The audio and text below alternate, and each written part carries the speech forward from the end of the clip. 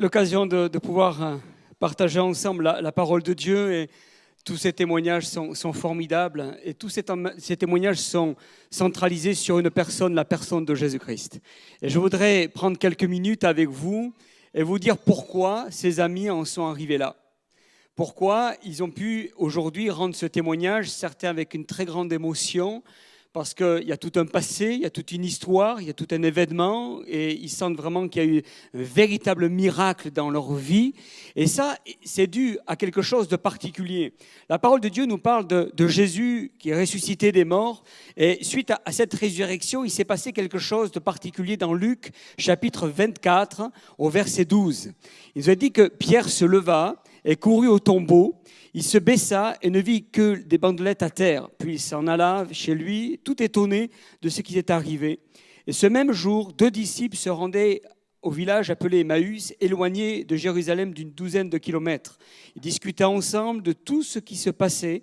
Et pendant qu'ils parlaient et discutaient, Jésus lui-même s'approcha et fit route avec eux. Mais leurs yeux étaient empêchés de le reconnaître. Il leur dit « De quoi parlez-vous en marchant pour avoir l'air si triste ?»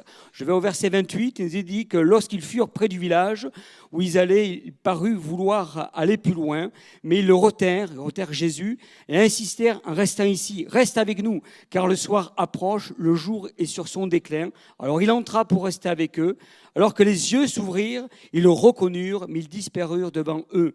Ils se dirent l'un à l'autre, « Notre cœur ne brûle-t-il pas au-dedans de nous lorsqu'il nous parlait en chemin, nous expliquait les Écritures ?» Ils se levèrent et à ce moment même, ils retournèrent à Jérusalem. Ils se trouvèrent avec les 11 disciples et les autres qui étaient avec eux rassemblés et ils leur dirent « Le Seigneur est réellement ressuscité. » Alléluia! C'est quelque chose d'extraordinaire qui s'est passé. La parole de Dieu nous montre, et ces 2 personnes qui étaient complètement débitées, on va le voir dans quelques instants, se retrouvent en chemin. Et là, il y a une connexion qui se fait. Il y a une connexion avec le roi des rois, le Seigneur des seigneurs. Et ils s'aperçoivent d'une chose, c'est que Jésus est ressuscité des morts. La parole de Dieu et toute l'histoire de la religion nous montre qu'il y a des centaines et des milliers de dieux. On voit dans l'histoire de la religion que les Grecs avaient des dizaines de dieux, dont Zeus. L'histoire de la religion nous montre aussi que les Romains avaient des dizaines de dieux, dont le chef c'était Jupiter. Les Égyptiens avaient des milliers de dieux. Et on sait que l'histoire des religions nous parle de Bouddha, de Mahomet et de Krishna. Et tant d'autres, et j'en passe. Mais ils ont tous un point commun, toutes ces religions. C'est-à-dire que chacune d'elles a un point commun, c'est qu'aucun des dieux est ressuscité des morts. Personne n'a pu ressusciter des morts. Personne ne peut dire aujourd'hui et prétendre qu'il est sorti du tombeau. Il n'y a qu'un seul Dieu qui est sorti du tombeau, c'est la personne de Jésus. Et si aujourd'hui vous voyez ces personnes rendre témoignage de Jésus-Christ, c'est parce qu'aujourd'hui ils ne croient pas à un Dieu mort, mais à un Dieu vivant. Parce que c'est là notre espérance. Comment moi je peux croire à un Dieu mort? Comment je peux prier à un Dieu mort? Comment il peut me répondre?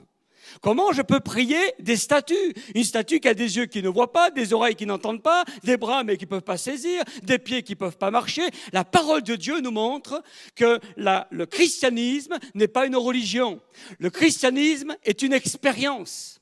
L'expérience de la vie, l'expérience puissance de Dieu. C'est-à-dire que le christianisme transforme les cœurs. La religion viendra vous améliorer parce qu'il y a peut-être un ceci, un cela qui ne va pas dans votre vie. Il va essayer de vous maîtriser parce que vous êtes violent. Il va peut-être essayer de vous calmer parce que vous êtes arrogant. Il va essayer de vous donner un certain calme, un zen, attitude. Ça, c'est la religion qui va essayer de vous donner une certaine expérience, je dirais d'un bien-être. Mais Jésus ne vient pas pour apporter un certain bien-être. Il vient pour transformer les cœurs. Il vient pour transformer les vies. Là où la médecine bute, là où la religion bute, là où la tradition bute, lui, Jésus, transforme. Alléluia. Et pourquoi il transforme? Parce que Jésus est ressuscité des morts. Amen. Alléluia. Voilà. C'est ça le christianisme. Vous comprenez pourquoi ces 2 hommes ont marché en chemin, ils étaient tout tristes? Parce que leur Dieu était mort. Encore un autre mort. On en a marre de ces morts, de ces dieux qui meurent, qui ne peuvent pas ressusciter. Et ils étaient en chemin, ils étaient tristes à cause de cela.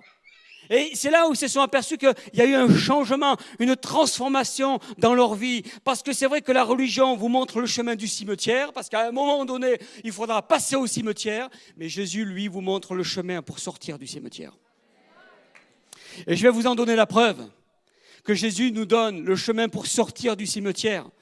Puisqu'il nous a dit dans Luc chapitre 23, verset 43, Jésus leur répondit, alors qu'il était sur cette croix, alors qu'il était crucifié avec les autres, alors qu'il allait mourir sur cette croix, alors que les religieux à l'époque on dit à Jésus, maudit Dieu et meurt, alors qu'il y avait plein de gens qui étaient avec la haine, la violence, on l'avait battu de 40 coups moins un, alors qu'il était mort à la croix. Regardez ce qu'il dit, avant de mourir et de rendre son esprit, il a dit, en vérité aujourd'hui tu seras avec moi dans le paradis. Et là il dit ça à un brigand qui est à côté, un brigand qui était là attaché, qui était condamné à mort, et il dit à Jésus, toi, souviens-toi de moi quand tu seras dans ton règne. Et Jésus de lui dire, aujourd'hui tu es avec moi.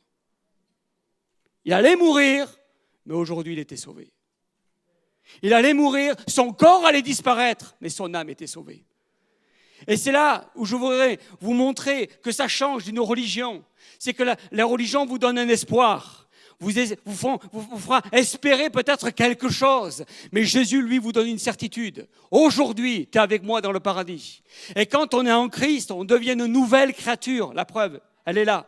Les choses anciennes sont passées. Toutes choses deviennent nouvelles. La preuve, elle est là. Ils vous ont rendu ces témoignages vivants. Mais il y a plus que ce témoignage-là. Le plus grand des témoignages, c'est que le jour où ils vont partir de l'autre côté, comme chacun d'entre nous qui sommes ici, ils sauront où ils vont aller. Et la question que je vous pose aujourd'hui, parce qu'on est entre nous, on est êtres humains, on est tous faits de chair, d'os. On a tous nos problèmes, on a tous nos combats, on a tous nos difficultés. Mais entre nous, à un moment donné, tu vas passer au cimetière aussi. Quelle va être ta destinée?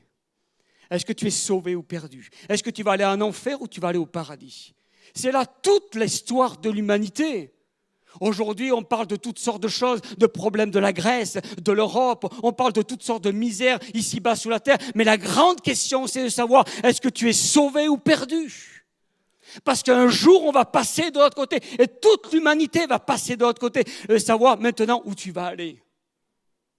Parce que c'est là la grande question.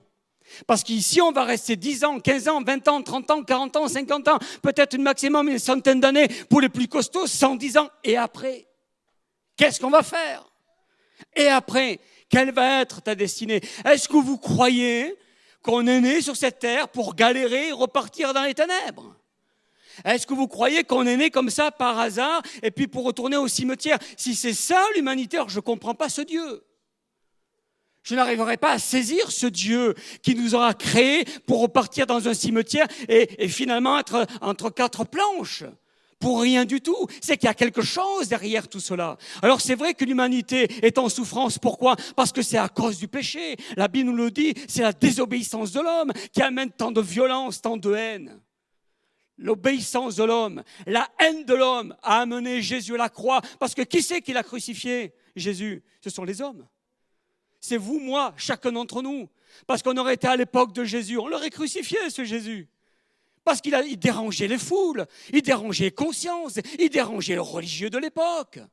Il ne fallait pas remuer les consciences des gens.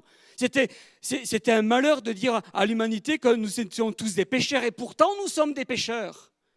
Jésus n'était pas venu juste pour passer la pommade, il était venu pour dire la réalité en disant tu es perdu, tu as besoin de te convertir, de te tourner vers moi. C'est la réalité de l'humanité aujourd'hui, frères et sœurs, chers amis. Nous avons besoin de mettre notre vie en règle avec Jésus-Christ parce que notre vie ne nous appartient pas.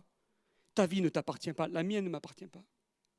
Je peux prêcher là maintenant et puis sortir de ce lieu et avoir un arrêt cardiaque, partir de l'autre côté.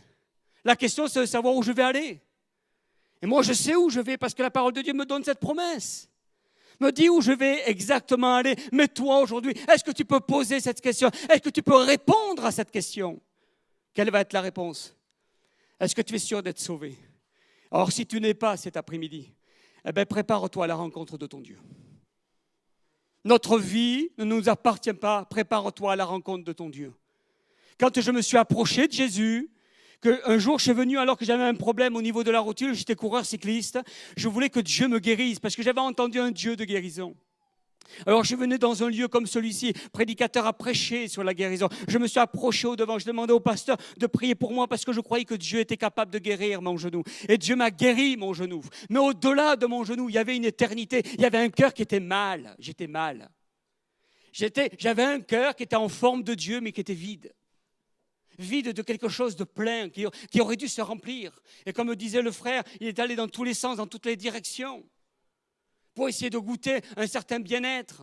Certains vont en boîte de nuit, certains vont s'évader au travers de la drogue, d'autres vont voir l'avenir au travers de l'astrologie. Certains vont aller dans toutes sortes de fantasmes, et autres vont essayer de s'investir dans le travail, vont plonger leurs soucis dans le travail pour essayer d'oublier leurs problèmes. Certains vont se confier dans des sentiments illicites dans ce monde, malsains, impurs, tout ça pour essayer d'oublier, pour essayer de trouver un certain bien-être. Et puis à la fin, ils s'aperçoivent qu'ils ont toujours un mal-être. Le mal-être du cœur de l'homme. Le malheur du cœur de l'homme, c'est un cœur vide, vide de Dieu, vide d'un Jésus qui est ressuscité des morts. Et ces gens-là, ces amis qui sont là, ils ont trouvé un sens à leur vie parce qu'enfin leur cœur est rempli. Après avoir rempli leur bien-être de corps, qui était insatisfait, ils ont essayé de remplir leur esprit qui était insatisfait. À un moment de leur vie, ils ont cherché Jésus-Christ et qui ont rempli le cœur. Et Dieu a rempli le cœur de ses amis. Et plus que de remplir leur cœur, il leur a donné une espérance. Et le jour où ils partiront, et je souhaite le plus tard possible pour vous, et pour chacun d'entre vous, et pour moi aussi, on puisse partir dans l'éternité. C'est tout. C'est ça le programme de Dieu. C'est ça le programme divin. Vous comprenez pourquoi ces hommes étaient là et ils étaient tout tristes dans leur cœur. Les deux disciples se rendaient à un village, discutaient ensemble de tout et ils étaient là à essayer de partager leur mal-être, leurs problèmes. Et peut-être que toi, tu allais voir des amis. Et de temps en temps, tu allais boire un café, tu allais boire un thé chez un copain, une copine et tu parles de ton mal-être. Tu parles de tes soucis. Tu parles de tes combats, tu parles de tes luttes, tu parles de la galère que tu es en train de rencontrer au travail, peut-être au chômage, peut-être à travers la maladie, au travers de toutes sortes de choses. Et ces hommes étaient en chemin, ils parlaient de leur galère, leur Dieu était mort, c'était terminé. Ils étaient tristes au plus profond de leur cœur, débités, découragés. Et c'est peut-être ton cas. Il nous est dit dans ce texte que pendant qu'ils parlaient et discutaient, Jésus lui-même s'approcha, lui-même. Ce n'est pas un Dieu parmi les autres, lui-même. Il s'approcha et fit route avec eux, mais leurs yeux étaient empêchés de le reconnaître. Je voulais vous dire aujourd'hui, cet après-midi, que c'est exactement votre cas.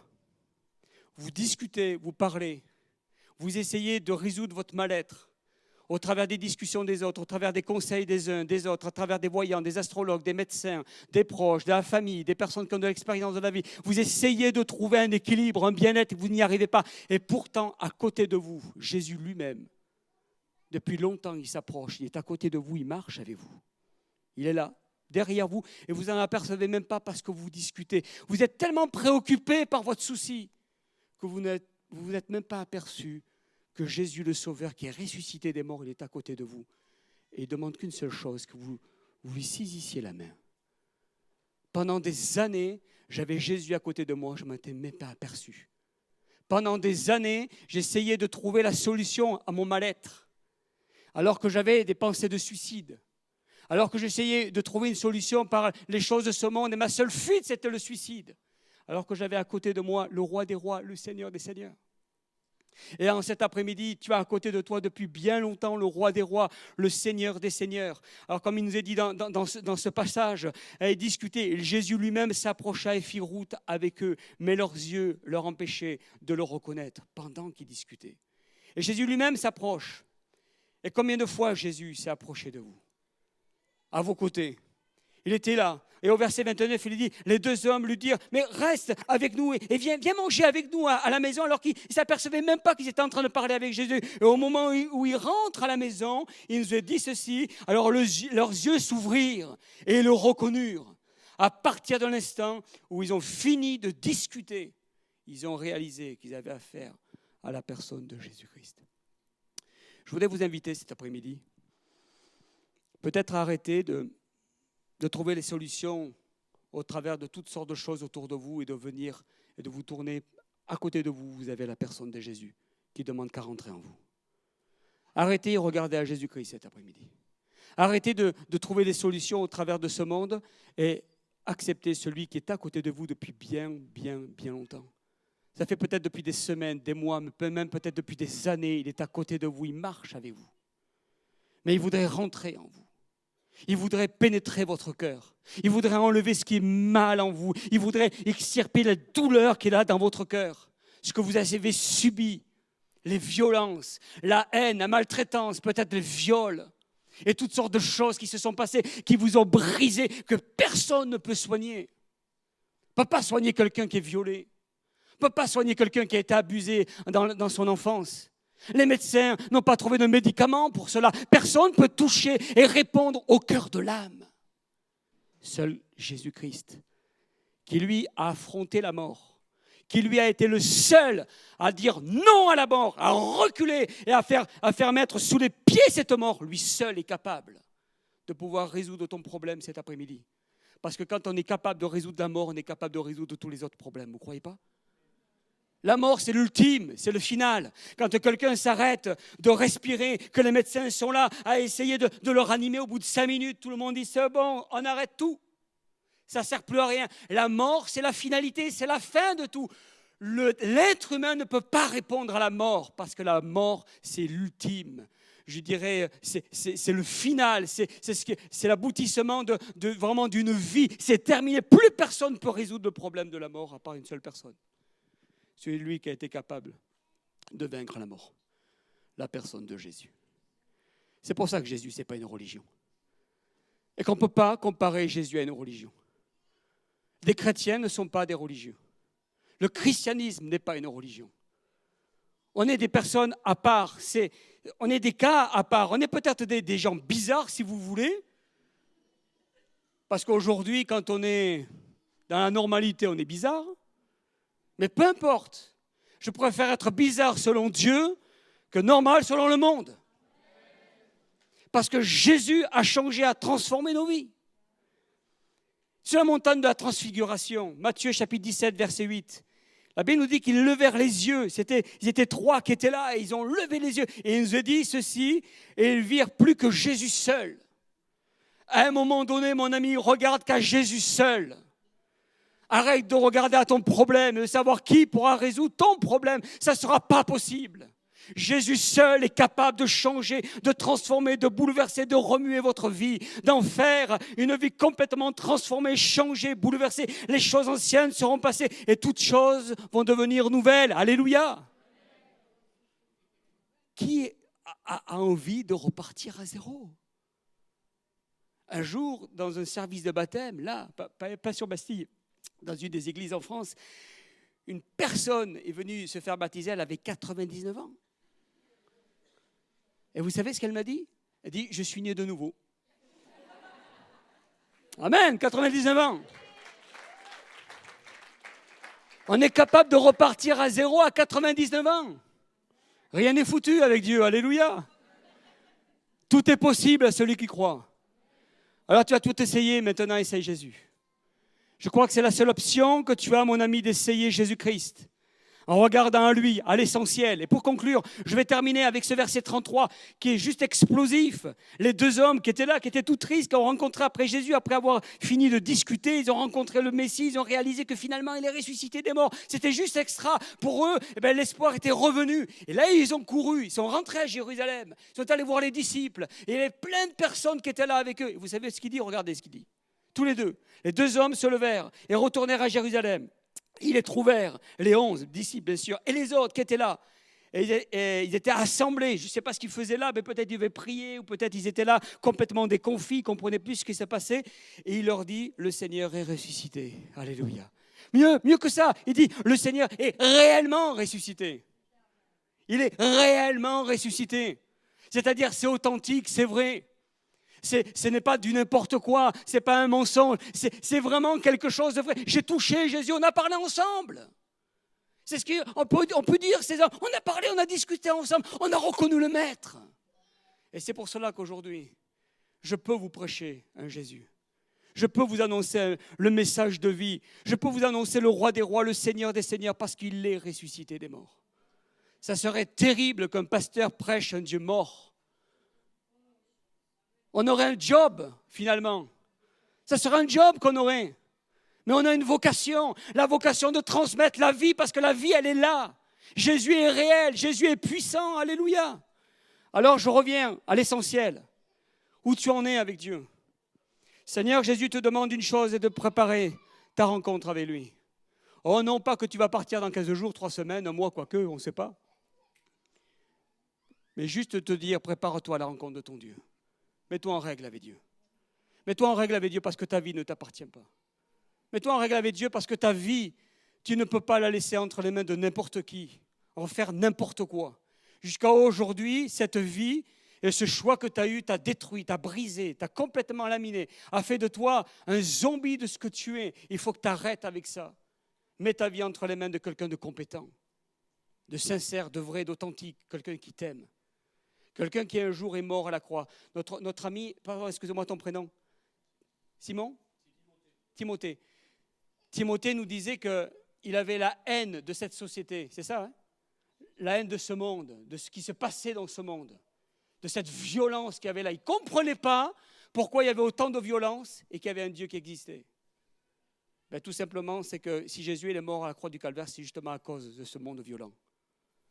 Et la croix du Calvaire nous prouve et nous montre que nous avons un monde de fous.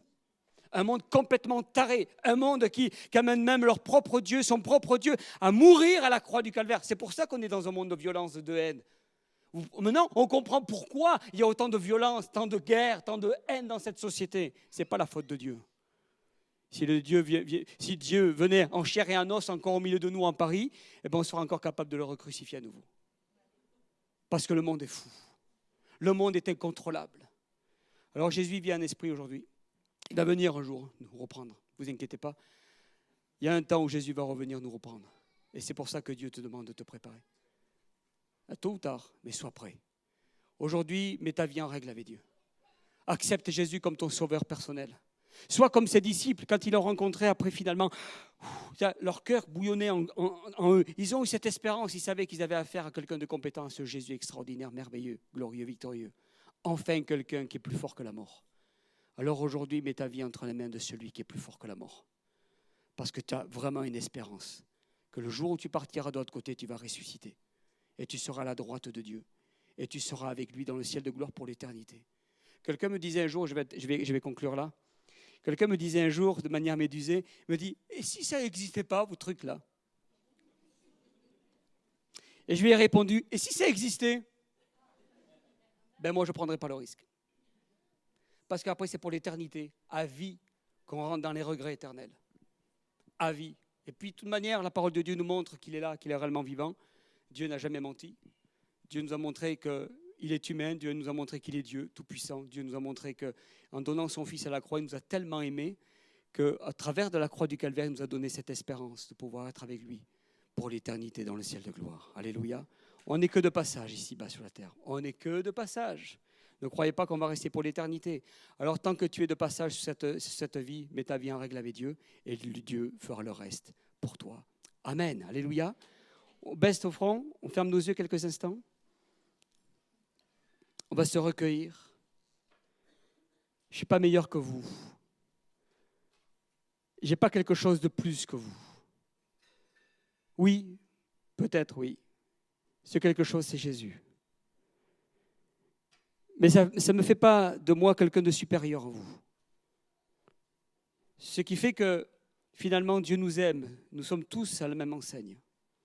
Nous sommes tous faits de chair, d'os. Nous sommes tous faits et marqués par l'empreinte du péché. Et que la Bible nous dit que le salaire du péché, c'est la mort. Et c'est pour ça que Jésus est mort à la croix.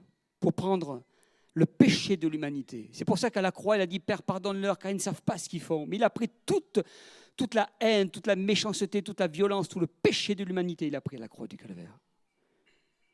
Il a été capable de te décharger de tout cela.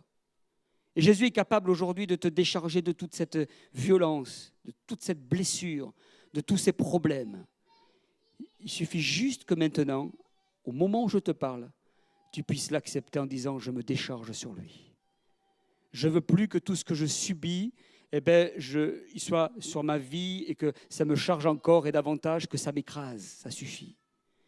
faut que tu décides et que tu te décides cet après-midi en disant maintenant ça suffit. J'ai trop souffert pour que je reste comme ça. Ça suffit maintenant, je prends la décision de me décharger entre les mains de celui qui est ressuscité réellement des morts. Lui au moins il est compétent. Les hommes m'ont trahi, les religions m'ont blessé. Des hommes, même religieux, m'ont extrêmement blessé, fracassé dans mon esprit. J'ai eu même de la haine contre Dieu à cause de ces hommes-là, à cause des religions. Et peut-être que tu es extrêmement blessé au plus profond de ton cœur. Dieu sait et connaît tes souffrances. La Bible nous dit qu'il a été tenté en toutes choses. Et il veut vraiment cet après-midi poser sa main sur ta vie. Je veux plus qu'une guérison du corps, je veux une guérison de l'âme. Je voudrais que Dieu fasse une guérison plus profonde de votre cœur, là où la médecine, là où toutes sortes d'hommes et êtres humains ne peuvent agir, ne peuvent répondre. Personne ne peut répondre à la maladie de l'âme, à la maladie du cœur. Seul quelqu'un de très compétent est capable de le faire, quelqu'un qui est au-dessus du lot, Jésus qui est ressuscité des morts. Alors que nous sommes là, tête baissée, les yeux fermés, j'aimerais prier pour vous maintenant. Alors que nous sommes dans le recueillement, je voulais vous dire que Dieu vous aime. Mais il vous aime tellement qu'il a donné son Fils à la croix pour ça. Il a donné sa vie pour vous. Alors cet après-midi, ça vaut la peine peut-être de lui donner la vôtre et de faire la paix avec lui. Là où vous êtes, je vous demanderai tout simplement de lever votre main, vous la rebaisser, je vais prier pour vous. Oui, que Dieu vous bénisse, madame. Oui, que Dieu vous bénisse. Oui, je vous ai vu. Oui, que Dieu vous bénisse. Oui, plusieurs mains se lèvent devant, derrière, oui, à côté. Oui, que Dieu vous bénisse, messieurs, mesdames, frères, sœurs, chers amis. Oui, au fond, je vous vois aussi, que Dieu vous bénisse. Oui, plusieurs veulent mettre leur vie en règle avec Dieu. C'est devant l'éternité que vous avez à faire. C'est devant votre Dieu que vous avez à faire. Oui, que Dieu vous bénisse, monsieur. Vous pouvez baisser votre main. Oui, madame, que Dieu vous bénisse aussi. Seigneur connaît vos cœurs aujourd'hui. C'est entre Dieu et lui.